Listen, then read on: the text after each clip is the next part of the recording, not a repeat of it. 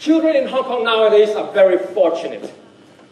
They not only have one genie, but probably many genies at home. Who are these genies? The parents, the grandparents, and even the maid. Whatever they want, they get. Whatever needs to be done, gets done. But when they grow up, they come across a different kind of genie. The credit card, which they could use to swipe the way to just about anything, including bankruptcy. Now, what is the word that I use to create metaphor? Anyone? Anyone? What is the word that I use to create metaphor? Can you take a guess? Yes? And it painted very vivid pictures in your mind, I hope. Unless you don't know the word. Genie, that's right. See, the moment you heard the word genie, I think you should have painted a very vivid picture of what genie is about. It's the spirit that comes out of the magic lamp, right? And grants you all the wishes. Okay? Now, I'm going to deliver a plain version of that speech without the word genie. And you decide which one is more powerful. It doesn't make a difference. Children in Hong Kong nowadays are very fortunate. They have a lot of people who love them. The parents, the grandparents, and even the maid. Whatever they want, they get. Whatever needs to be done, gets done. And when they grow up, they come across the credit card that they can use to swipe their way to just about anything, including bankruptcy. Now, what do you think? Which one you like more? The first one or the second one? So you decide, okay? Second thing is rhyme or alliteration. I'm sure all of you know what rhyme is, right? Words that end in the same sound. Alliteration, words that start with the same sound. Like say, for example, big blue bus. Right?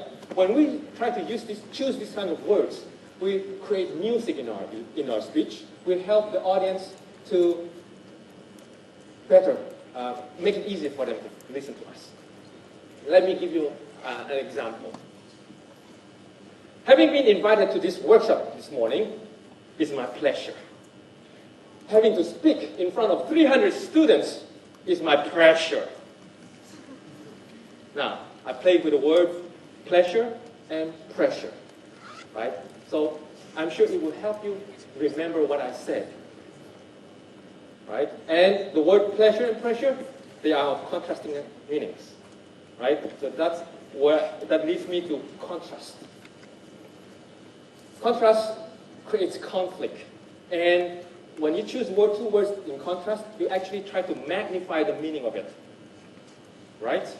Now, let me give you another example of a use of contrast in some of my previous speeches. And this one is on the same speech, greed. When the Asian financial crisis hit, I lost everything. From feeling like I was King Arthur, I now felt like a beggar. Begging my family members for forgiveness. Begging the bank to extend my loan. What are the two words that have contrasting meanings in that speech? King and beggar. So by that one, I amplify the meaning of beggar a lot, right? Next, parallel sentence structure. By that I mean, try to use one sentence, and repeat it a couple of times in your speech. When you do that, you try to also change a couple of words each time you repeat the sentence. You know what I mean? So with that, you create a pattern in your speech. And when you do that, you also try to stress. You try to stress your point repeatedly. So you will create music in your speech, and you will also help the audience to remember what you said. In my examples a while ago, I used quite a number of parallel sentence structures. Remember? Whatever they want, they get. Whatever they needs to be done, gets done. That's parallel sentence structure. Having invited to speak in this workshop this morning, and having to speak in front of 300 students, well, that's parallel sentence structure. Okay? So those are the 7 spices that you could use to spice up your speech. Do you still remember what they are?